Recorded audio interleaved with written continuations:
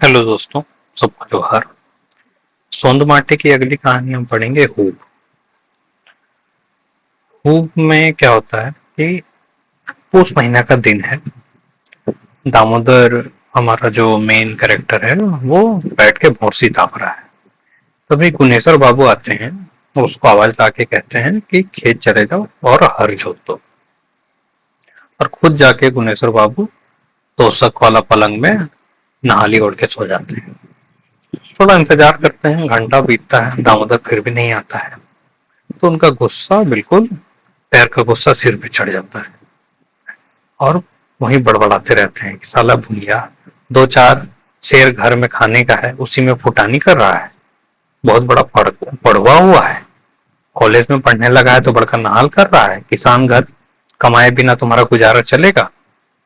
घर में भूंजल भांग नाई और रहने होने टांग, मतलब घर में कुछ है नहीं तुम्हारा और इधर उधर टांग फैला रहा है।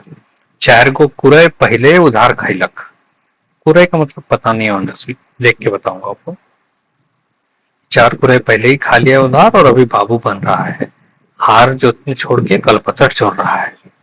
कलपतर का मतलब मे भी यहाँ एक्सक्यूज होता है, आई एम नॉट श्योर कि हर जोतने छोड़ के एक्सक्यूज जोत रहा है, कलपतर जोत रहा है, या फिर मे बी मशीन होता है। देख के बताऊंगा कुरे और कलपतर कमेंट सेक्शन में। अच्छा बच्चा, ठीक है, तुमको बुझाते हैं। कह रहा है तुलसीदास ठीक ही कह के गए हैं, ढोल गवार सुध पसुनारी सब ताड़न के अधिकारी। चूंकि वो भूइया है दामोदर, तो इसीलिए उसको इस तरह से, मतलब जातिगत, क्या कहते हैं उसको, स्लैंग की तरह से उसको खराब खराब बात बोल रहे हैं वो। अब दामोदर के घर वो गए। दामोदर देख रहे हैं कि कॉलेज जाने के लिए सफर रहा है, तैयार हो रहा है। तो उनका गुस्सा और बढ़ गया। वो कहते शर्म नहीं रखता है तुमको? हार जितने छोड़ के कॉलेज जा रहा है, कॉलेज पढ़ेगा, पहले पेट का जुगाड़ कर लो। जहां तुम खड़ा है वो मेरा जमीन है, ये मेरा पुरखा तुम्हारा बाप को दिया था। और अगर तुम नहीं काम करेगा तो मेरा जमीन छोड़ के चले जाओ, और नहीं जाएगा तो हम निकालवार करेंगे। असल भुइयां है तो अपना हाड़ कूट के काम धाम करो, और नहीं होगा तो मछली खोखरा मार के खाओ। वो एक तरफ से कह रहे हैं कि भुइयां है तो तुम यही सब करो, तुम काहे पढ़ाई लिखाई करने पे लगा हुआ है, और एक तो मेरा जमीन पे है, मेरा खाता है, और मेरा ही काम नहीं करता है, ऐसा बोल के उसको डांटे। तो दामोदर घर से बाहर हो गया और बोला अब घूम के कभी गांव नहीं आएंगे।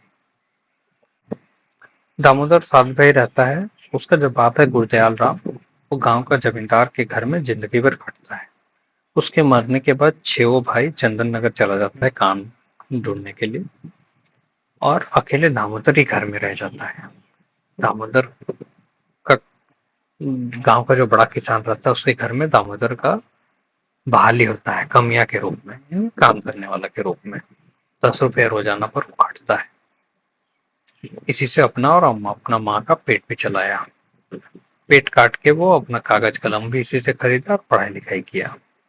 पढ़ने का उसको शुरू से मन था, इसीलिए वो मैट्रिक भी पढ़ लिया। कॉलेज में अभी अब नाम लिखा लिया। हरिजन होने की वजह से उसको 7 से 10 तक छात्रवृत्ति भी मिला। तो अब वो क्या किया, अब वो घर घर छोड़ने का मन बना लिया है। वो हजारीबाग जाने के लिए निकल गया। घर में माँ बोला कि बेटा जल्दी घूमना, हम बूढ़ी माँ है, हम कब मर जाए उसका कोई विश्वास नहीं है।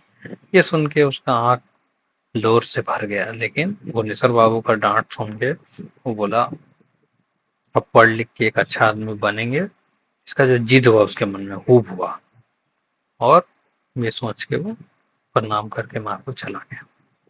हजारीबाग पहुंचा तो वहां काम खोजने लगा, काम मिला नहीं उसके लायक, तो रिक्शा चलाना शुरू किया। तो दिन भर वो कॉलेज में पढ़ता, उसके बाद शाम से रात तक रिक्शा चलाता। इसी बीच में रात को तो ट्यूशन भी पकड़ लिया वो, ट्यूशन पढ़ाने के लिए। बीए ऑनर्स प्रथम श्रेणी में पास किया।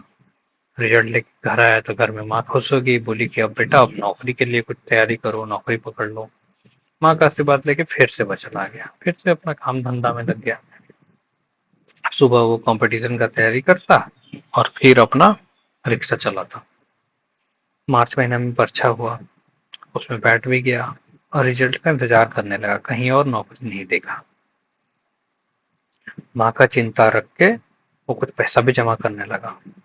एक दिन थोड़ा बहुत जब पैसा जमा हो गया तो एक रिक्शा लेके घर की तरफ गया, 2 किलो लड्डू लिया, सारी उड़ी ले लिया माँ के लिए। तभी पेपर वाला बैठा है, पेपर खरीदा उससे, और उसमें दरोगा कंपटीशन का रिजल्ट आ गया था। उसमें अपना रोल नंबर देख के बहुत खुशी हुआ। घर जाके देखा तो देखा माँ खाटी में पड़ी हुई है, वो हिल डुल भी नहीं रही है। माँ आंख खोल के उसको देखी और पहचान गई कि मेरा बेटा खड़ा है। हाथ का इशारा से बोली कि अब हम जा रहे हैं, तुम ठीक से रहना। माँ का यह दशा देख के दामोदर अंदर ही अंदर रोने लगा। किसी तरह धीरज बांधा और कहा कि माँ, हम चुना गए हैं दरोगा का नौकरी में। माँ का आंख से खुशी का लोर बहने लगा और अपना हाथ दामोदर के ऊपर रख दिया और मर गई। अब वो अकेला रह गया है, नौकरी तो पकड़ लिया है, सारा कर्जा महाजन से निपटाया और अपना शादी भी कर लिया और अपना परिवार संग अब धनबाद में ही रहता है। इधर भुवनेश्वर बाबू की माँ और ये लोग सब गए थे गंगा सागर तीर्थ करने। उधर से जब लौटे तो उसकी माँ का हालत बहुत खराब हो गया, अस्पताल में भर्ती किया। कहाँ अस्पताल में भर्ती किया? धनबाद में। 4 दिन में 4,000 रुपया खर्च हुआ। डॉक्टर बोला कि पेट का ऑपरेशन करना पड़ेगा, 5,000 और खर्च लगेगा। तभी कुछ पैसा तो जमा करना पड़ेगा। भुवनेश्वर बाबू के पास पैसा था नहीं, वो कहाँ से देंगे? तो उधर दामोदर कहीं से आ गया और वो उनका ढांढस बताया और झट से पैसा का भी जुगाड़ कर दिया। उसका परिवार का सब लोग को अपना डेरा में लाया और उसका खातिर भाव किया। ऑपरेशन सफल रहा, बूढ़ी माँ बच गई। 10 दिन तक अस्पताल में जब भी रहे तो हमेशा वो अस्पताल में आते जाते रहा, उसका परिवार का भी अच्छा ख्याल रखा। इतना सब में क्या हुआ, गुनेश्वर बाबू मन बदल गया। गांव पहुंच के अपना मानसिकता पे बहुत अफसोस किए। बोले जिसको छोटा जात बोल के बहुत तिरस्कार किए, वही आज मेरा इज्जत बचाया। मन में सोचा कि कोई बड़ा छोटा जात नहीं होता है, कर्म ही प्रधान है।